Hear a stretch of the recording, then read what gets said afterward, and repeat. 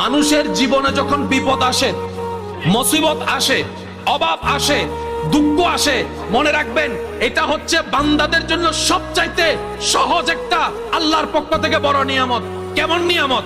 আপনার যখন মন ভেঙে যায়, যে মনের দিকে পৃথিবী তাকায় না, সেই মনের দিকে আল্লাহর রহমত তাকায় থাকে। দুনিয়ার মানুষ যখন আপনার মন ভেঙে দিবে, আপনার মনে আর বাঁচার ইচ্ছা থাকবে না, কষ্ট ভরপুর হয়ে যাবে, ওই ব্যথিত মন, ওই ভাঙ্গা মনের দিকে আল্লাহর রহমত তাকায় থাকে।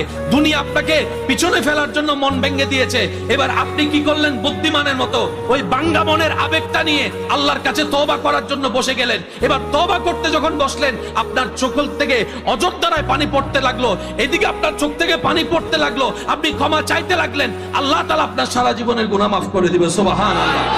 সন্তানের কান্না যেমন মা বাবা দেখতে পারে না, সহ্য করতে পারে না, বান্দার চোখের পানিও আল্লাহ তাআলা সহ্য করতে পারে না। কোন বান্দাকে যখন পৃথিবীর কোন মানুষ কষ্ট দেয়, কান্না করায়, আল্লাহ তখন ফেরেশতাকে জিজ্ঞেস করে, ফেরেশতা একটু দেখে আসো আমার বান্দাকে কে কষ্ট দিয়েছে।